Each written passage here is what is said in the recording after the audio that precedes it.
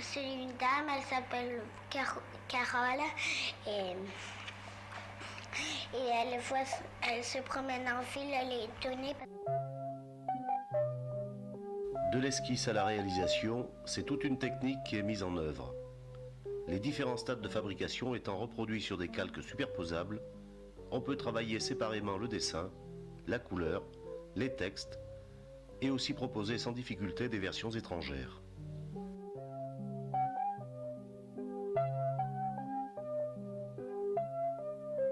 On procède alors à l'impression en tétrachromie.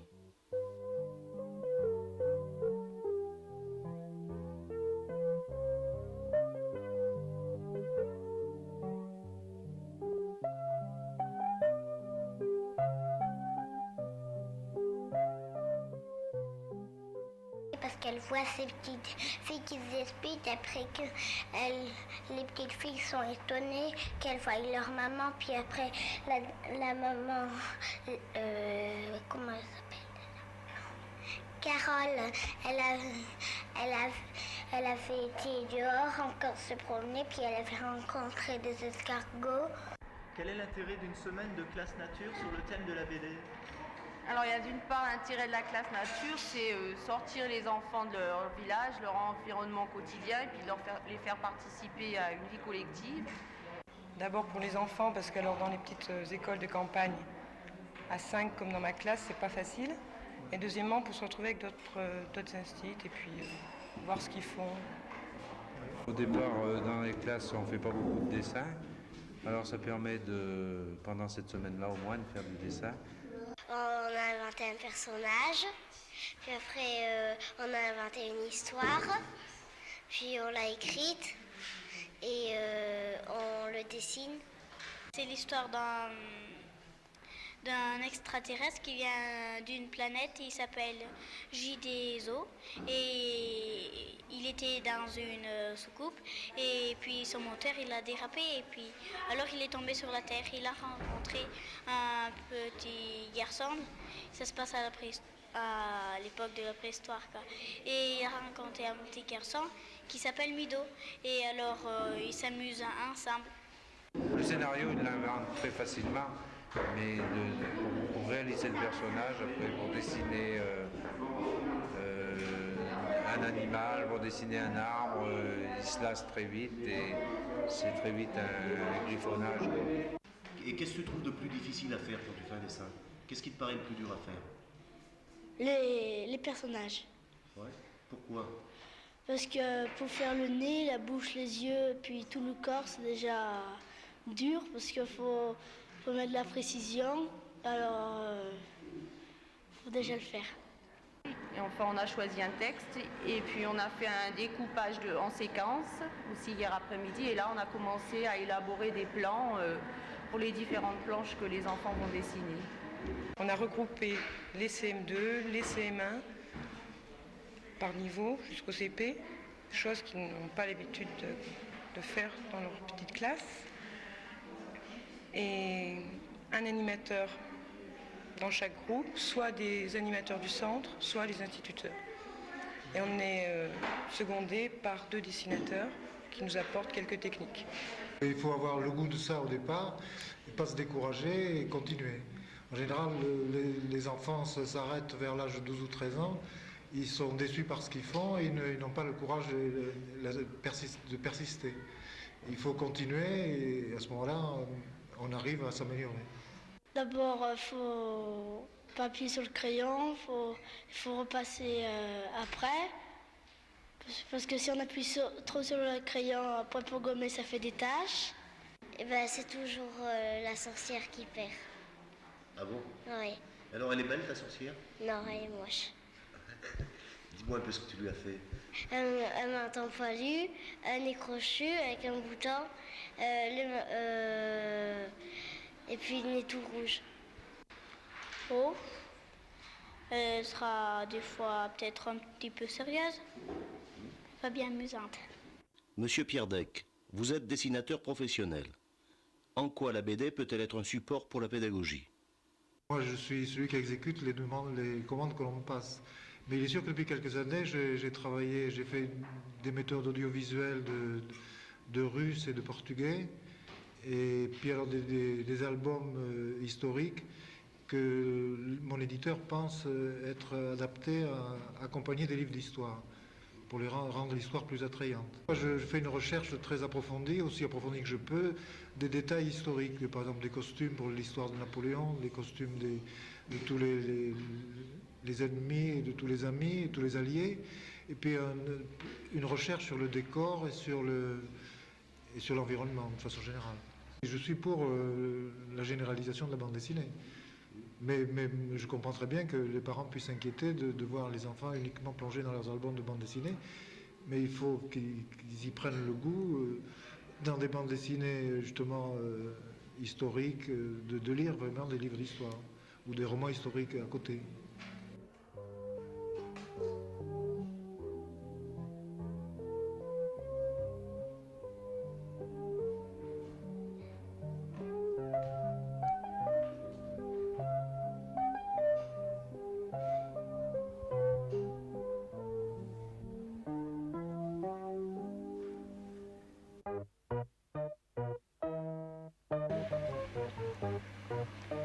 Il suivait et puis après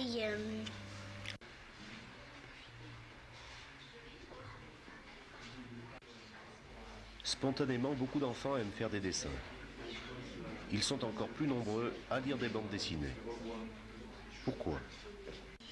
c'est assez vite lu et puis c'est intéressant. Des fois ça peut apprendre des choses et puis ça distrait un peu. Il y a des remarques assez humoristiques. Qu'est-ce que tu lis habituellement? Qu'est-ce que tu connais comme bande dessinée? Lucky Luke, Astérix, Gaston Lagaffe, je sais pas.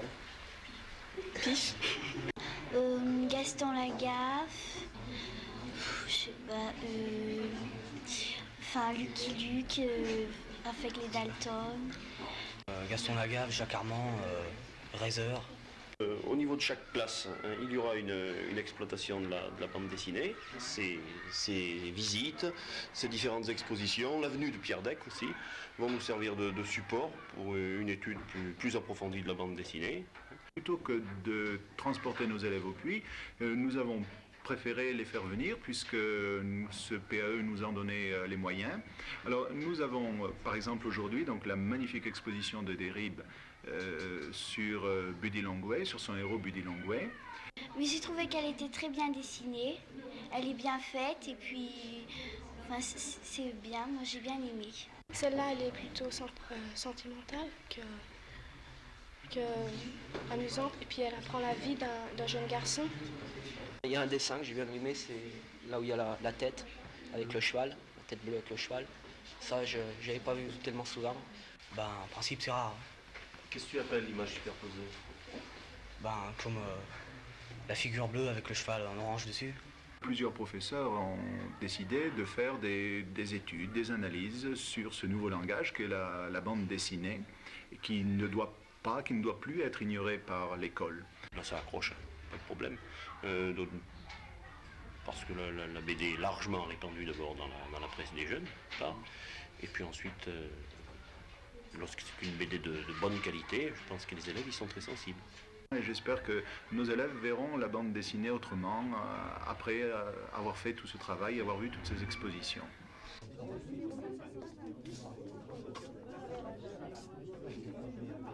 Monsieur Pascal, vous êtes organisateur du Festival international de la BD à Angoulême.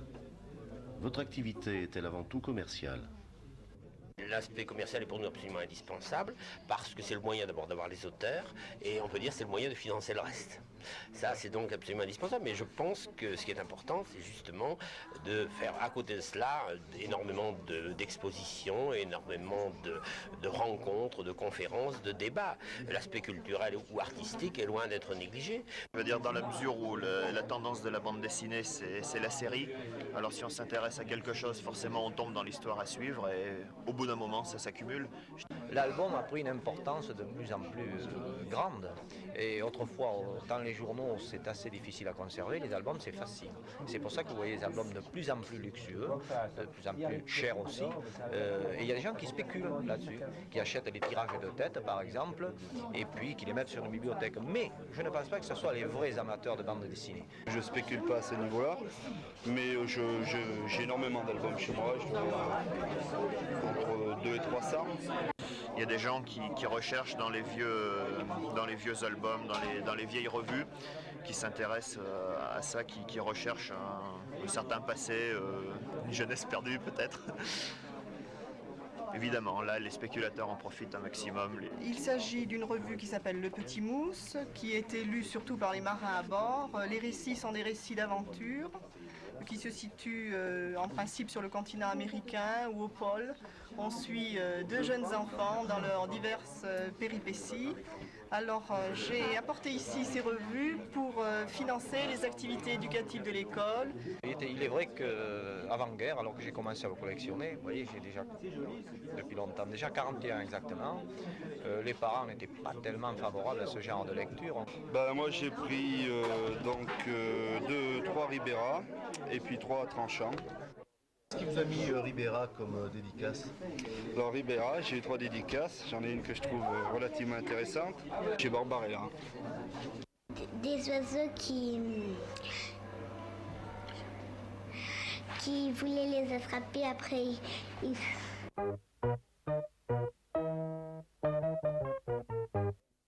Nous avons vu également le concours de BD scolaire. Mais là, j'ai été surpris par les gags, par l'intérêt des élèves pour raconter une histoire. Et ça, c'était un petit peu rare. Et je pense que là, les les enseignants qui sont occupés des enfants ont bien fait leur boulot. Il y a aussi un côté œuvre collective qui est intéressant. Alors, il y a le dessinateur, le colorieur, le paysagiste, puis celui qui écrivait les bulles. Oui, la bande dessinée est un message très complexe parce qu'il y a à la fois le dessin et le texte. Ce qui est dans la bulle a une importance, le dessin a une grande importance aussi. Il met des personnages dans une situation, il utilise des caractères, des traits d'expression, des situations qu'il faut analyser, qu'il faut décortiquer. Et c'est un travail qu'on peut faire, ce travail d'analyse avec des enfants. Et je crois qu'ils en retirent un grand profit dans la compréhension de la bande dessinée, mais aussi dans une certaine forme d'expression qui leur est personnelle. On lui met une bouche comme un demi-cercle.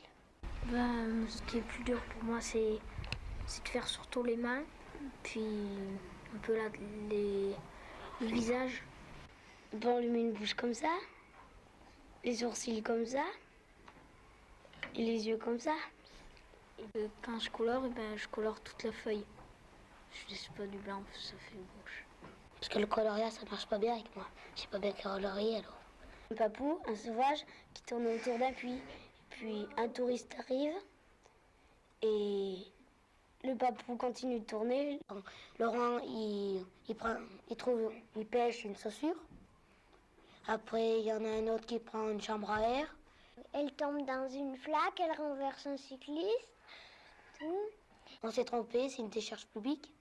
Elle va vers sa maman pour lui demander si elle n'a pas un bouton sur la joue. Le sauvage le balance dedans. Alors après, il y a son âme qui monte et qui le met dans le puits et qui remonte au ciel en disant 25. En disant 25. Qu'est-ce que ça veut dire 25? Parce qu'au début, le papou, il disait 23. Et après,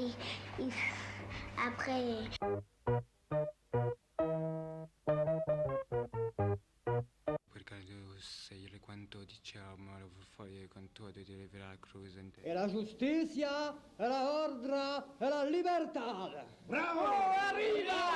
Bravo! E mierda!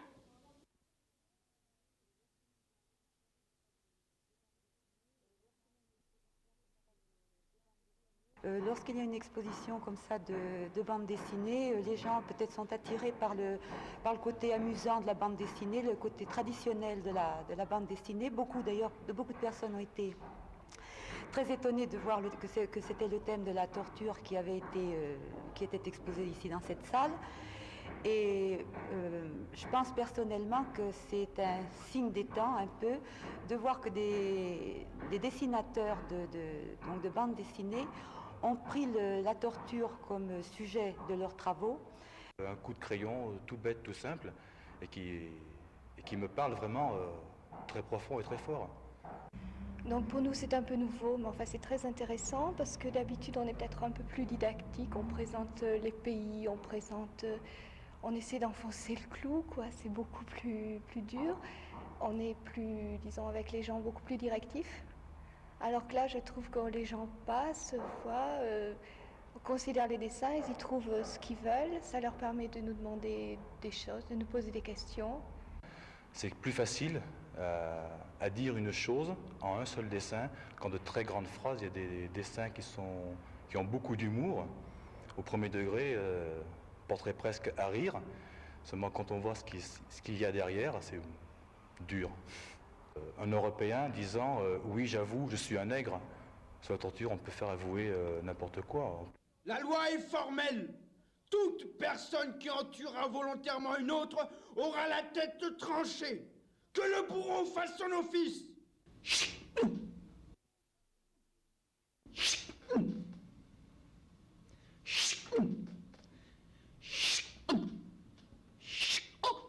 Je te jure qu'aujourd'hui je le ferai parler, moi. Ça m'étonnerait. Le chef lui a arraché la langue cette nuit. C'est pas une photo, c'est pas un document net, précis. C'est déjà une interprétation. Donc le dessinateur, il est déjà fatalement contre la torture, ce qui nous aide beaucoup, nous, à exposer nos points de vue aussi. Je pense que cette exposition sur la torture est un cri d'alarme à toute l'humanité. On se donne des coups sur les doigts. On prend des giclées de sang dans la gueule. Et puis, c'est pas la rigolade longtemps. Ça finit toujours par être de votre avis.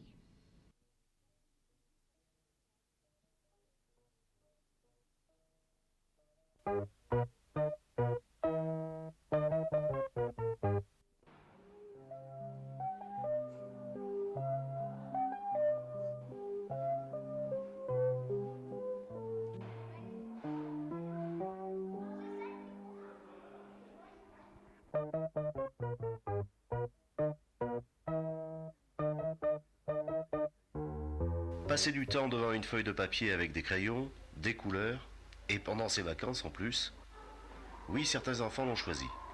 Ils participent à une semaine de bande dessinée au centre de loisirs de Chaspignac, avec concours à la clé et exposition finale.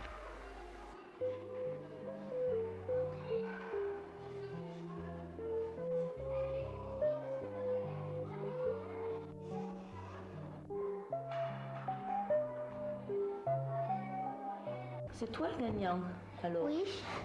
Et ton dessin, c'était quoi le titre? Le titre, c'était Noël. Tu nous racontes un peu l'histoire? L'histoire, c'était des bergers. Crois-tu qu'on la trouvera? Oui. Où est-elle? Une étoile. Une nouvelle étoile? Ce n'est pas normal.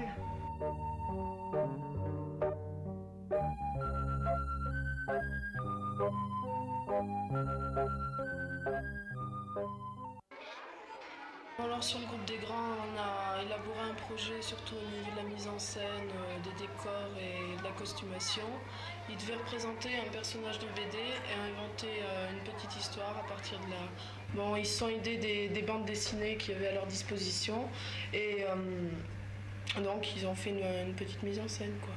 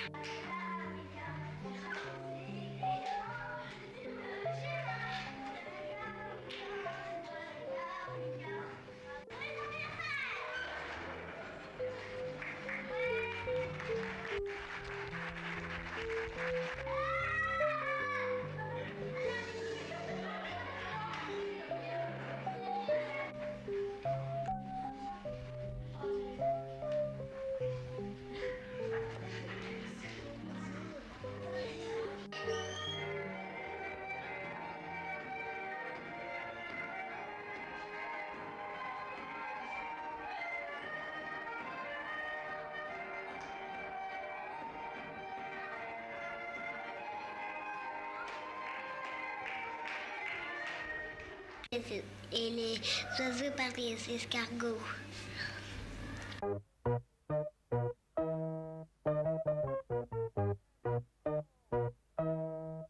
Mesdames Gouchot, qu'avez-vous dans les mains?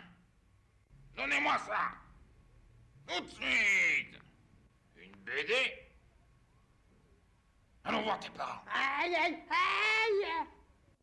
Non, monsieur l'instituteur, je vois pas où mon fils a pu prendre ses mauvaises manières.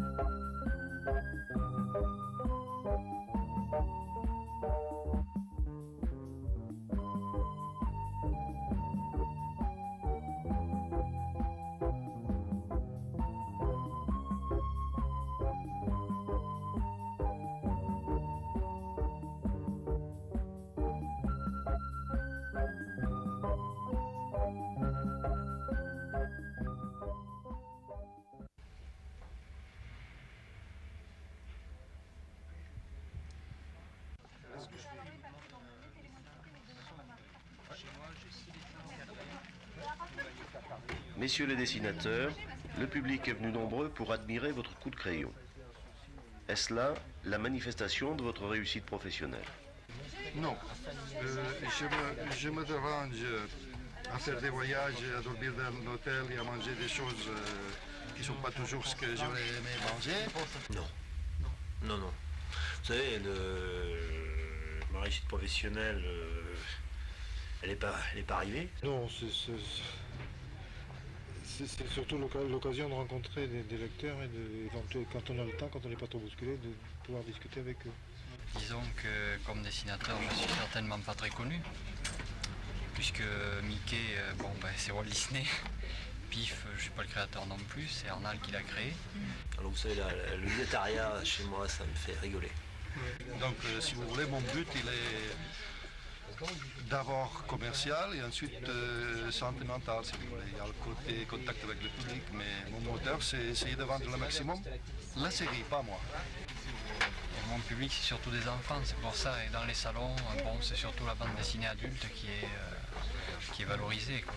J'ai des personnages qui sont dans Pif, qui sont très connus, donc parce qu'ils passent toutes les semaines dans Pif, et les enfants ne lisent pas le nom des dessinateurs. Pourquoi une dédicace? Parce que c'est pas tous les jours qu'on a l'occasion d'avoir un livre dédicacé. Oui. Et puis parce que Mickey, ça me plaît.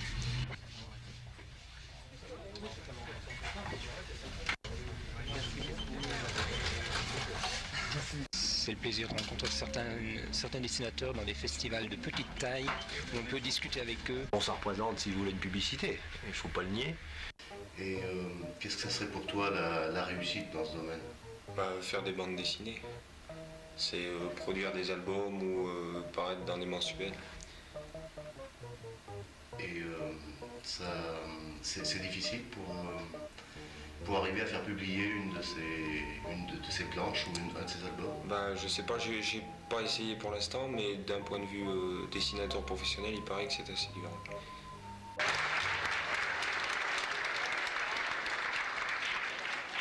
S'il y a dans la salle des enfants qui se sont reconnus au passage, ils peuvent maintenant venir retirer leur lot. Oui, Oui, j'accepte bien volontiers de remettre ces prix et je crois qu'il faut féliciter les organisateurs de cette manifestation. Et en acceptant, je me suis dit qu'il y a 30 ans, je ne pense pas qu'un inspecteur d'académie aurait remis des prix pour des bandes dessinées. Parce qu'il y a 30 ans, les choses se vivaient autrement. La bande dessinée était un peu hors la loi dans les écoles. Tu t'attendais à avoir un des premiers prix? Non, pas du tout. Et comment ça fait quand on apprend qu'on a un prix comme ça?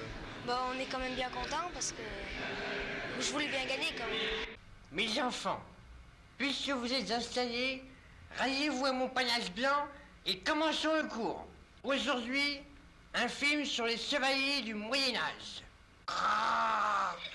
Maintenant, passons à l'écran de projection. Ah, ces 100 ans de catapultes en plastique, ça ne marche jamais.